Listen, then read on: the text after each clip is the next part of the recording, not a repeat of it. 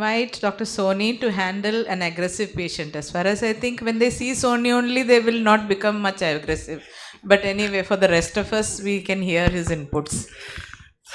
Thank you, Dr. Marin. And let me uh, thank Dr. Sujitra Bhatt for allowing me to be in that. I was thinking about something else in between. Okay.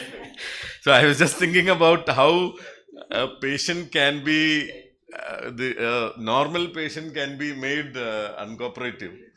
So I was just remembering a story when I was in Lotus Coimbatore. So usually on the holidays in Tamil Nadu, the OP will be double the number. They don't have Independence Day, Republic Day, nothing. They'll all come. So it will be full haywire over there. So there was a patient who was sitting who came at around 11 o'clock. And somebody put dilating drops. Patient is sleeping till around 3 o'clock. Suddenly, some person from the reception came. Hey, in the patient இன்னும் பார்க்கலையா? Patient was sleeping. என்னடா இது? இதுக்கு முன்னாடி வந்த patient எல்லாம் போயிட்டாங்க. Suddenly, he started shouting. He would have slept till around 6 o'clock without any problem. So I think you can make the patient more aggressive by your behavior also. And like Suchitra had put in her this thing, it's all about communication, and the you in the communication is very, very important. And the common scenarios which happen, which we face daily, one is the waiting time for consultation. People think it's a huge wait and delay in the services, okay? And people may think people who came before me, after me have also been seen. That's a common complaint. Spectacle related complaints regarding the problems with the spectacle, delivery of the spectacle, all these things. Surgery related, very important, and also service related, like how they are being treated before they are seen. Some of this may be genuine, and some may be just assumptions, just like the patient who came before me, after me, the first one would have gone for chai and come back. So, and then personality disorder. So when you deal with these patients, you have to be very important, very, very clear how you are going to deal with it. So especially when you apologize and you accept and try to get empathy, all these things, this is very important. So why thanks Suchitra for these slides, lending me these slides. So why do patients get angry? One is injustice, proper injustice, or they may assume that it is injustice. Injury, like hurting somebody's emotions, etc. Invasion and intention. Invasion is when the patient's privacy, freedom, autonomy, etc. are being cut into. And intention is that, okay, there is an energy and determination to do something, react against the injustice. So how does this, the aggressiveness start? One is the anxiety. Initially, you'll be thinking, first of all, you go to a hospital, you do not know, especially with the kind of corporate culture which is coming on, whether we will be fleeced, okay, are they going to overcharge, or are they going to force us to do some procedure? Then comes the defensive. Okay, at the defensive stage, they start reacting, then acting out, and then finally the tension will be reduced.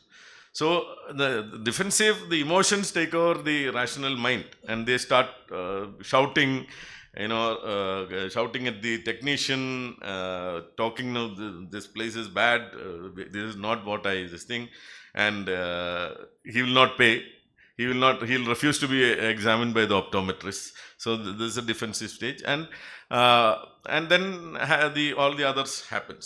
So basically, there is always a storm before it rains, or you get into lightning before it. So try and identify. That is not up to you, to your staff, to identify potential candidates who are going to create a problem and end up in aggressive reactions, and they should be triaged. And you have to be watchful and communicate during the once you identify, you should communicate. If somebody is restless, talking to the others, what is happening in this place, this, that, try and communicate. There should be a floor manager or somebody who is responsible. And immediately, if something is happening, it should escalate to the next level, and finally the center head, and finally the doctor. So identify the reasons, ask them, observe the body language, and also listen to what they have to say before you say something. So always involve the staff and the management. So first, when you are aware that something is happening outside, gather the information. So what exactly is happening? Okay, then confirm the facts. This all let it be done by the confirming the facts, etc. Call the relevant people. For example, if it has happened in the optometry, call the optometrist, or if it is in the front, call the floor manager. Triage the patient, and first round of reconciliation should be done by the paramedical staff or the center head, etc., etc., and they should assure that things will be taken care of. Okay, no, we want to talk to the doctor, that's all. Yeah, it will be taken care of, we will show you. Okay, but you will be in the midst of a patient, and obviously he cannot run in, so keep them calm till at the end of it, it's you. Okay, so get all the start communicating, call the staff, the management, the concerned departments, talk to them in brief, and then call the patient. By then you should be ready with an answer. You should have a mental plot. So you have to stay calm. If you fumble, gone, he'll sit on your head and then you cannot go back. So you be very, very calm. Listen to them, don't keep interrupting at all. Listen to their whole story once it is over, and don't ask them kainyo. Okay, that also shouldn't be there. Okay, wait. Okay, fine. Now, and don't be in a hurry to justify yourself, and don't try to make their concern lesser. Okay, so we understand what is the problem. Okay, now you start talking about it, what exactly happened, and there is nothing wrong in apologizing. But whether it is their fault or your fault, you can apologize. But then the apology should be titrated. Like if it is something which is not your fault, you just say sorry, but then don't go on keeping this thing. Sorry, but see, this is what happened. Okay, the other one is that if it is I'm extremely sorry, we will correct it. That's all. And the meaning of sorry, expression of compassion. That's the first one, that saying sorry. When expression of responsibility also, that should be a little more intense. And try reverse empathy. Yeah, because see, we are in such a situation. Today it was a very overcrowded OP. We couldn't do, I'm very sorry about this thing. So see, look at my plight. I'm leaving the patient at home. Most of the time they understand. And you tell them there are certain things which are beyond our control. And explore alternatives. Sometimes all the spectacle fellow wants maybe a refund because this thing. You tell them, let's look into it. Okay, we'll look into it and see whether we can refund. Okay, or do something about it. Never commit on somebody something which cannot be refunded, but you can always tell them, we'll look into it. I'll call the optical fellow, just talk to him. You please take him, check his centration, check his power, everything, and get back to me. Buy time so that we can settle it. So focus on the solution rather than the patient behavior. Even if he's jumping up and down, think what you can do about it.